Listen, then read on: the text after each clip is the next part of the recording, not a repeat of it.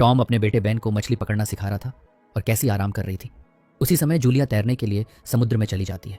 कुछ देर बाद जूलिया को पानी में कुछ अजीब महसूस होता है, जैसे पानी में कोई चीज़ हो। उसे लगा कि शायद यह उसका शक है, तो वह दोबारा तैरने लगती है, लेकिन फिर से उसे कुछ महसूस होता है।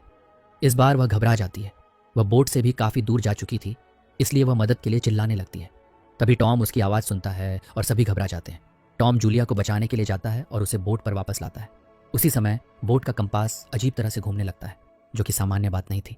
टॉम गुस्से में था, क्योंकि उसने पहले ही कहा था कि जो भी पानी में जाए वह दूसरों को बताकर जाए। यह समुद्र है और यहाँ कुछ भी हो सकता है। जूलिया माफ़ी मांगती है और यह हादसा जल्दी ही भुला दिया जाता है। शाम को ये लोग बेन का 13वां जन्मदिन मनाते हैं। टॉम केक पर मोमबत्तियां जलाता है और सब बेन को बधाई देते हैं। कैसी अपने परिवार की एक तस्वीर खींचती है। इसी दौरान कैसी का बॉयफ्रेंड एडम उसे कॉल करता है। वह कैसी को याद कर रहा था और ट्रिप के बारे में पूछता है।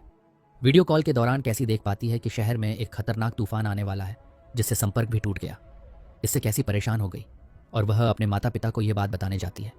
इससे पहले कि वे लोग कुछ और जान पाते, अचानक उन्हें झटके महसूस होते हैं। सभी डेक पर भागते हैं। तब उन्होंने देखा कि बड़े बड़े व्हेल्स वहां से गुजर रही हैं। टॉम समझाता है कि कभी कभी तूफान के दौरान व्हेल्स भटक जाती हैं मैग्नेटिक फील्ड की वजह से। एक व्हेल बोट को झटका भी देती है। उनके जाने के बाद टॉम पानी में जाता है ताकि देख सके कि कहीं बोट को कोई नुकसान तो नहीं पहुंचा, और ये भी कि आखिर पानी में हो क्या रहा है। मगर वह खुद को प्रोपेलर पर जख्मी कर बैठता है और वापस आता है। टॉम खुद एक मरीन बायोलॉजिस्ट था और उसकी पत्नी जूलिया एक डॉक्टर। जूलिया टॉम के जख्मों का इलाज करती है। टॉम बताता है कि व्हेल की पूंछ से शाफ्ट को थोड़ा नुकसान पहुंचा है, जिससे सेल करने में उन्हें मुश्किल पेश आ सकती है। कैसी बार बार एडम से संपर्क करने की कोशिश कर रही थी, लेकिन नेटवर्क था ही नहीं। यहाँ तक कि बोट के रेडियो पर भी कोई सिग्नल नहीं मिल रहे थे। हालात को देखते हुए टॉम को चिंता होने लगी। वह अपने राशन का अंदाज़ा लगाता है, जिससे पता चला कि उनके पास सिर्फ 4 दिन का ही पानी बचा है, लेकिन वे एक शिपिंग रूट पर हैं, इसलिए ज़रूर कोई उन्हें ढूंढ लेगा। तभी बाहर से अजीब सी आवाज़ें इन्हें सुनाई देती हैं। जब ये बाहर आते हैं तो देखते हैं कि आसमान से कुछ गिर रहा है। पहले लगा कि ये धूमकेतु है, मगर वह उनके करीब ही गिरता है। टॉम कहता है कि ये तो सैटेलाइट्स हैं। मलबे से बचने के लिए टॉम बोट को स्टार्ट करने और वहाँ से हटने की बहुत कोशिश करता है, मगर बोट का बचा खुचा इंजन भी खराब हो जाता है।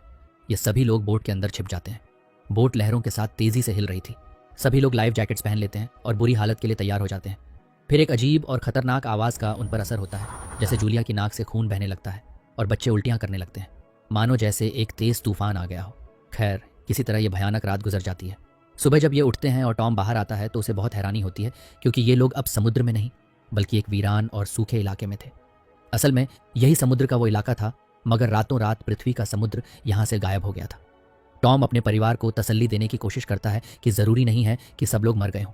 वह कुछ माप लेता है और समझता है कि कंपास गलत दिशा दिखा रहा है, नॉर्थ वहाँ नहीं है जहाँ होना चाहिए था। इसका मतलब है कि पृथ्वी के ध्रुव पोल्स शिफ्ट हो गए हैं। ऐसा पहले भी धरती पर हुआ था, लेकिन बहुत पुराने समय में।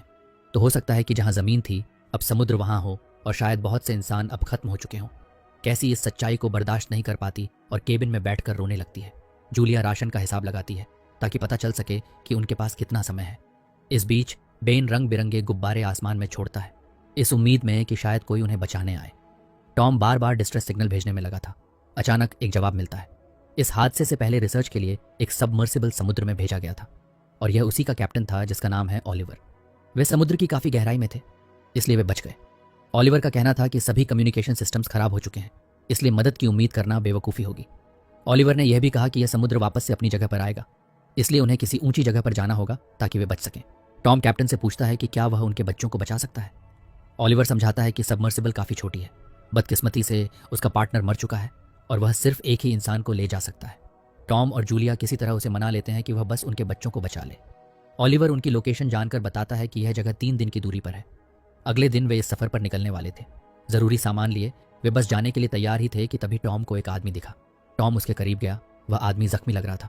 टॉम उसे पीने का पानी देता है। जैसे ही वह आदमी पानी पीता है, अचानक से वह टॉम पर हमला कर देता है और तुरंत ही एक हार्पून से टॉम को मार देता है। जूलिया को तो अपनी आंखों पर विश्वास नहीं हो रहा था। यह देखकर वह बेहद डर गई। वो पागल अब जूलिया को मारने के लिए बढ़ता है। जूलिया अपनी जान बचाने के लिए बोट में आई, अपने बच्चों को एक जगह छिपाया और कैसी को फ्लेयर गन देकर कहा कि मौका मिले तो उसे खत्म कर देना। बच्चे भी बहुत घबराए हुए थे। एक हथियार लेकर जूलिया बोट में छिप जाती है। वो पागल आदमी दरवाज़ा तोड़कर बोट में दाखिल हुआ।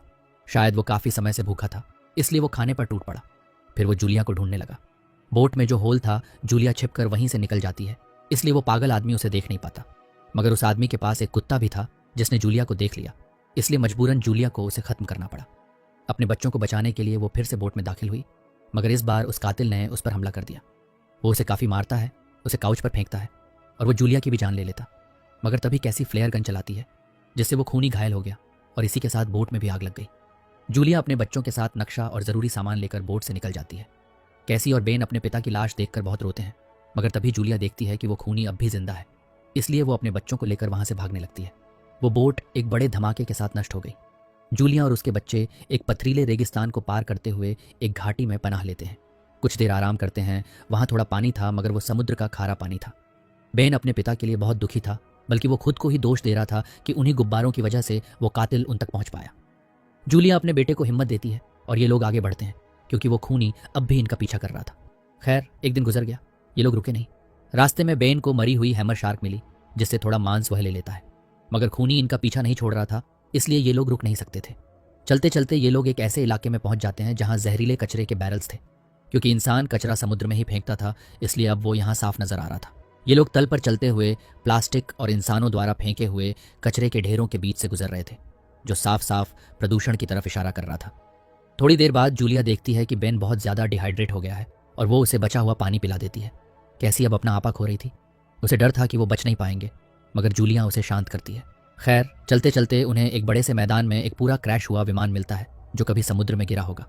शाम होने वाली थी, इसलिए ये लोग उसी में रात बिताने का फैसला करते हैं। बाद में जूलिया उन पलों को याद करती है जब वो पहली बार अपने पति यानी टॉम से मिली थी और कैसे उन्हें प्यार हो गया था। टॉम एक मरीन बायोलॉजिस्ट था। एक बार वो समुद्र में 3 दिन तक फंसा रहा था, फिर उसे बचा लिया गया और जूलिया ने उसका इलाज किया था। ये बातें करते हुए वो खुद भी भावुक हो गई और उसके बच्चे भी अपने पिता को याद कर रहे थे। कुछ देर बाद कैसी प्लेन से बाहर आई। वो खूनी रुकने वाला नहीं था और वह यहाँ भी पहुंच गया। जैसे ही वह कैसी को मारने वाला था, तभी पीछे से जूलिया हमला कर उस खूनी का किस्सा खत्म कर देती है। जूलिया बहुत गुस्से में थी। तब कैसी अपनी माँ को शांत करती है। अगली सुबह जब ये लोग बाहर आए तो उन्होंने देखा कि लाश को किसी चीज़ ने खा लिया था। इसका मतलब था कि यहाँ कुछ और भी है, कुछ खतरनाक। पीने का पानी खत्म हो चुका था और बेन को बहुत प्यास लगी थी। सफ़र के दौरान माँ के मना करने के बावजूद उसने गंदा पानी पी लिया, जिससे वो बीमार हो गया। जल्द ही उन्हें कुछ प्लास्टिक की कुर्सियाँ मिल जाती हैं और वे इनका इस्तेमाल करके धूप से बचने के लिए एक अस्थायी शेल्टर बना लेते हैं और उसमें आराम करते हैं। अचानक जूलिया को अजीब सी आवाज़ें सुनाई देती हैं। जब वो बाहर देखने गईं तो हज़ारों की तादाद में केकड़े उनकी ओर बढ़ रहे थे। अब यहाँ खाने को और कुछ नहीं था, इसलिए यही लोग इनका शिकार थे। अपने बच्चों को लेकर जूलिया भागने लगी। कुछ दूरी पर एक कंटेनर शिप था, वहाँ कुछ और लोग भी थे, मगर वो लोग इन्हें कंटेनर में आने नहीं देते। मजबूरन इन लोगों को ऊपर चढ़ना पड़ा। तभी बड़े बड़े केकड़े, क्रैब्स वहाँ पहुँच गए। जो इंसान कंटेनर में छिपे हुए थे, उस कंटेनर में एक होल था, तो वो केकड़े अंदर घुस गए और सबको मार डाला। खुद को बचाने के चक्कर में जूलिया ने अपना पैर भी जख्मी कर लिया, जिसे बाद में वह एक कपड़े से बांध देती है, मगर इसके बाद वह बेहोश हो गई। अगली सुबह जब वह उठी तो देखा कि उसके बच्चे जिंदा हैं और वो केकड़े वहाँ से जा चुके हैं। इन्हें वहाँ कुछ खाना और हथियार मिल जाते हैं। जूलिया अपने घाव का इलाज करती है, मगर इसी बीच वह नक्शा खो देती है, जिससे ये लोग ओलिवर तक पहुँच सकते थे। एक मरे हुए व्यक्ति की जेब में जूलिया को एक रेडियो मिला, जिससे वह ओलिवर से संपर्क करती है। ओलिवर कहता है कि उस पर भी उन केकड़ों ने हमला किया था। उसकी ऑब्जर्वेशन के मुताबिक समुद्र जल्दी ही वापस आने वाला है, इसी वजह से ये प्राणी सतह पर आ गए हैं। जूलिया उससे अपने बच्चों को बचाने की भीख मांगती है, लेकिन उसे नहीं पता कि कहाँ जाना है, क्योंकि नक्शा खो गया है। ओलिवर फ्लेयर गन का इस्तेमाल करता है, जिससे इन लोगों को उसकी लोकेशन का पता चल जाता है। यह परिवार उसी दिशा में भागने लगता है। उन्हें दूर एक पीली सबमरीन दिखाई देती है, लेकिन पुराने समुद्र के गहरे इलाके की पथरीली जमीन के कारण वहां तक पहुंचना मुश्किल था। कैसी इस बात से नाराज थी कि वे सिर्फ खुद को ही बचाना चाहती हैं, लेकिन जूलिया उस समय कुछ नहीं कहती। उन्हें एक घाटी से गुजरना पड़ता है, जहां पर जहरीला कचरा, टॉक्सिक वेस्ट बहुत ज्यादा था। एक जगह पत्थरों के गिरने से जूलिया अपने बच्चों से बिछड़ गई। जूलिया उन्हें आगे बढ़ने को कहती है, क्योंकि समय बहुत कम था। अगर वे वहां रुके तो सब मारे जाएंगे। जब कैसी मना करती है तो जूलिया उससे अपने भाई को बचाने की विनती करती है। कैसी और बेन घाटी से निकलकर सबमरीन तक पहुंच तो गए, लेकिन अंदर कोई नहीं था। अचानक ओलिवर, जो बुरी तरह से घायल हो चुका था, उनके सामने आया। उसका बचना नामुमकिन था। वह उनसे जल्दी से सबमरीन में चढ़ने को कहता है, लेकिन कैसी अपनी माँ के लिए वापस जाती है। वहाँ केकड़ों ने हमला कर दिया था और अब जूलिया के पास गोलियां भी खत्म हो चुकी थीं, मगर उसकी बेटी समय पर पहुंच गई और वे उसे घाटी से बाहर निकाल लेती हैं। ये लोग मिलकर सबमरीन तक पहुंच जाते हैं। तभी केकड़ों का हमला होता है, जिसमें ओलिवर तो मारा जाता है, लेकिन बाकी लोग सबमरीन में चढ़ चुके थे। उसी वक्त समुद्र की एक बड़ी लहर दिखाई देती है। पानी सबमरीन को उठाकर सतह पर ले आता है। इस बीच जूलिया को वह सब याद आने लगता है जो इन कुछ दिनों में हुआ था। झटके इतने खतरनाक थे कि ये लोग अपने होश में नहीं रहते। कुछ समय के बाद जब सब शांत हुआ और इनकी आंख खुली तो जूलिया हैच खोलकर बाहर आती है जहां उन्हें एक तबाह हुआ शहर दिखाई देता है। शायद अब दुनिया में इंसान बहुत कम बचे होंगे। और इसी के साथ दोस्तों, इस फिल्म का